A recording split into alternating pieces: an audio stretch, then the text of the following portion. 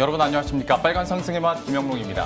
네, 안녕하세요. 최인입니다. 우리 빨간맛 일부 개편 전에 오늘이 마지막 시간인데 맞아요. 이 시간 사상 최고치 갈아치웠던 그 기뻤던 시간도 생각이 나고 또 힘들었던 시간도 생각이 나고 여러모로 감회가 새로운데 네. 어떠세요? 우는 거 아니죠? 눈물이 좀 날 것 같아요. 네. 제 감에는 다음 주 월요일부터 아침 7시 출발 성공 투자 많이 시청해 주시기. 뭐 하시는 제가 거예요? 그쪽으로 가는데 우여곡절이 많았죠. 그리고 지금 시장도 어느 정도 고점에서 대형주들이 최근에 워낙 잘 오르다 보니까 부담감도 있고 때문에 오늘은 또 코스닥 쪽으로 매가 쏠리기도 하고 있는데 좀 급변하고 투자 전략도 계속해서 업데이트해야 되는 시장인 건 맞습니다. 어떤 전략이 지금으로서는 가장 유효할지 많은 전략과 종목들 준비했으니까요. 오늘도 끝까지 함께해 주시기 바랍니다. 네, 들어가 보겠습니다. 빨간 상승의 맛 시작합니다.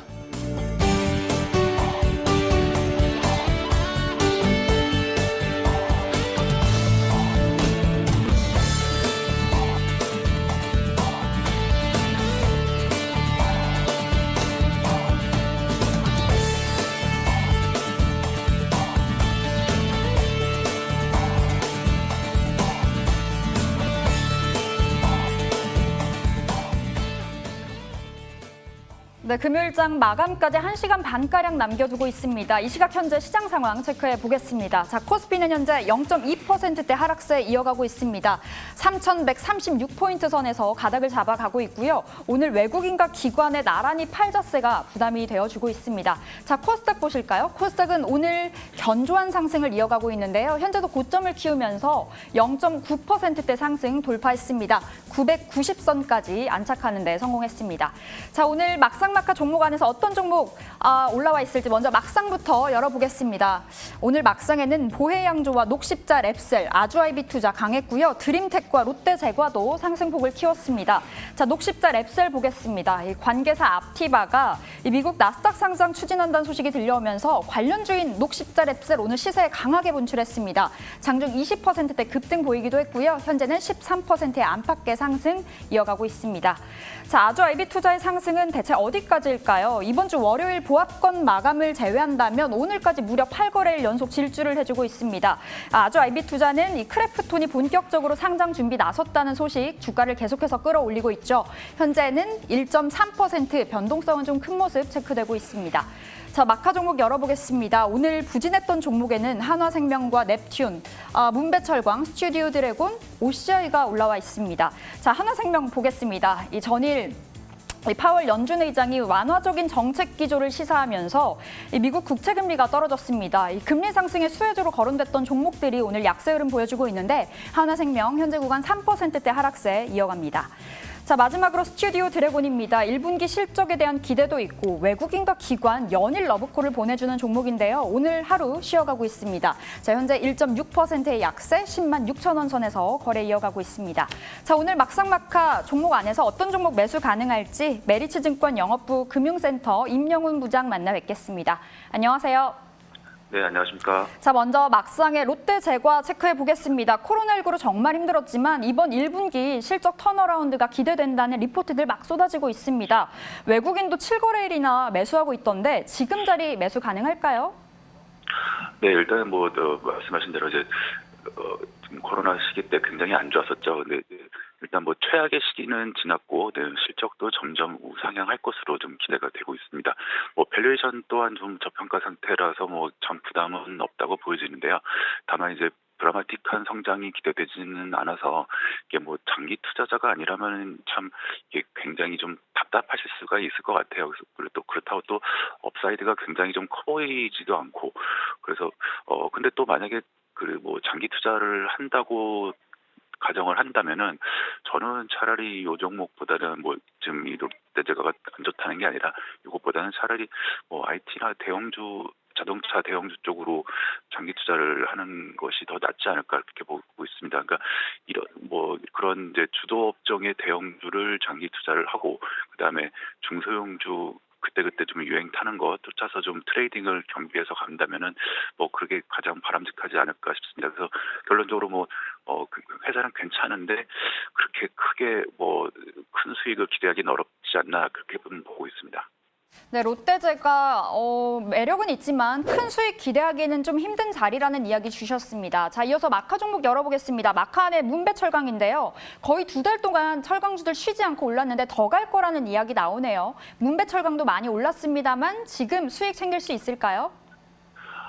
사실 좀 이런 종목들은 좀 이게 예측이 좀 힘든 종목입니다. 그러니까 예측보다는 대응을 해야 되는데요. 그러니까 일단 뭐 철강주가 길게 좀 몇 년 동안 보시면은 이게 오랫동안 부진하다가 최근 몇 달 동안 굉장히 좀 움직임이 좋았죠. 그러니까 요새 좀 이게 움직임이 좋았던 이유들은 네, 예전에 부진했던 이유는 좀 계속해서 뭐 중국이나 뭐 등지에서 공급 과잉 상태였는데 이제 이 공급 과잉이 좀 해소화되고 있고요. 그다음에 지금 전 세계적으로 경기가 좀 회복되면서 수요도 같이 좀 증가를 하고 있습니다. 그러니까 공급이 줄고 수요가 늘고 뭐 업황으로서는 최고죠.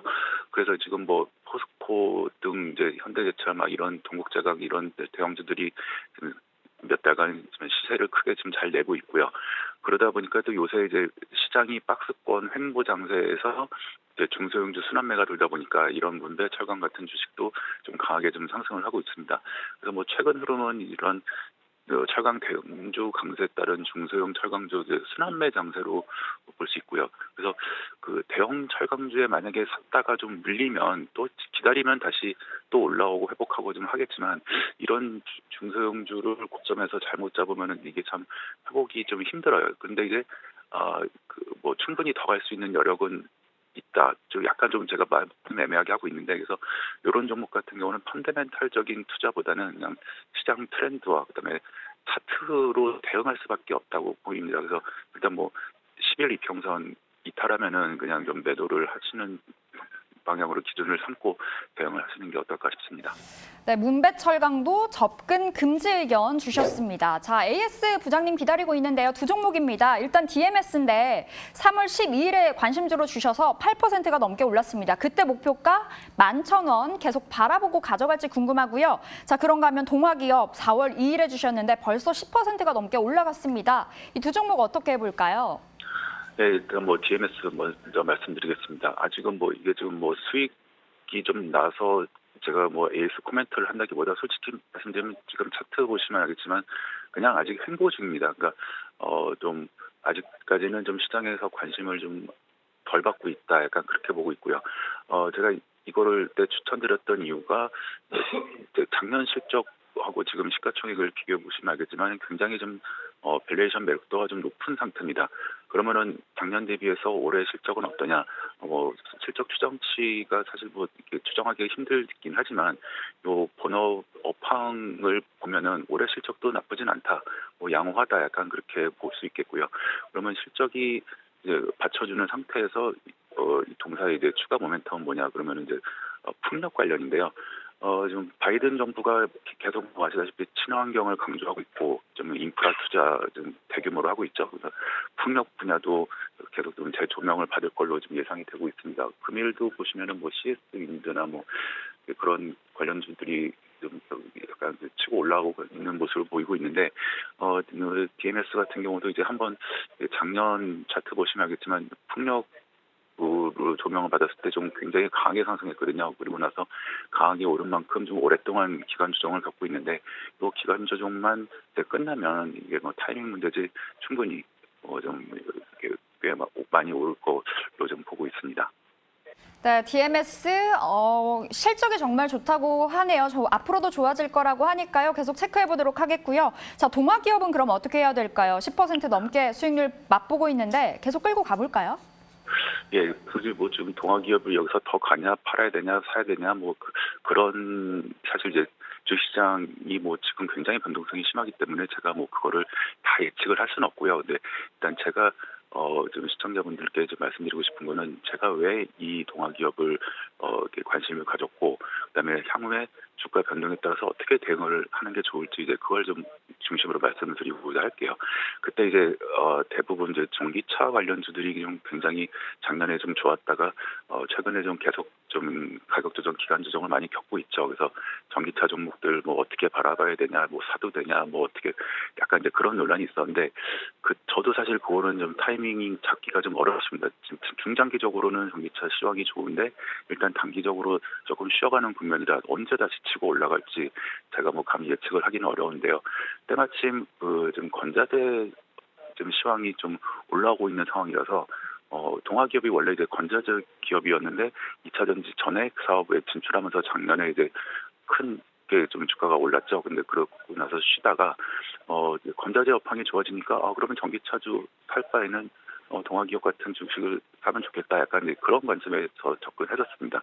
근데 이제 건자재 관련주들이 최근에 좀 꽤 올랐고 이게 뭐 추가 상승 여력도 있지만 제가 볼 때는 단기적으로는 조금 이제 상승 탄력이 좀 둔화되는 모습이어서 건자재 주로 접근했을 때는 좀 이익 실현을 하는 게 좋겠다. 근데 이제 동사는 뭐 많이 오른 게 아니기 때문에 조금 더 기다려 보시다가 한 번 정도 더 오르고 나면은 좀 이익 실현을 하는 걸로 좀 추천을 드립니다. 근데 만약에 팔고 나서 더 가면은 이거 동사를 쫓아가서 다시 잡다기보다는 지금 못 올랐던 또 전기차 관련주들이 많아요. 그러니까 동화기업을 어느 정도 오르면은 이익 실현을 하고 나서 그걸 좀 지켜보다가 더 오르게 되면은 차라리 좀 많이 쉬고 있는 또 다른 전기차 종목을 좀 공략하는 그런 전략으로 좀 제시를 하겠습니다. 네, 건자재 시황 자체를 좋게 보고 계십니다. 동화기업 올라갈 때마다 수익 실현하면서 안정적으로 대응해 보도록 하겠습니다. 자, 이렇게 오늘 막상막하 메리츠증권 영업부 금융센터 임영훈 부장 함께했습니다. 말씀 고맙습니다. 네, 감사합니다.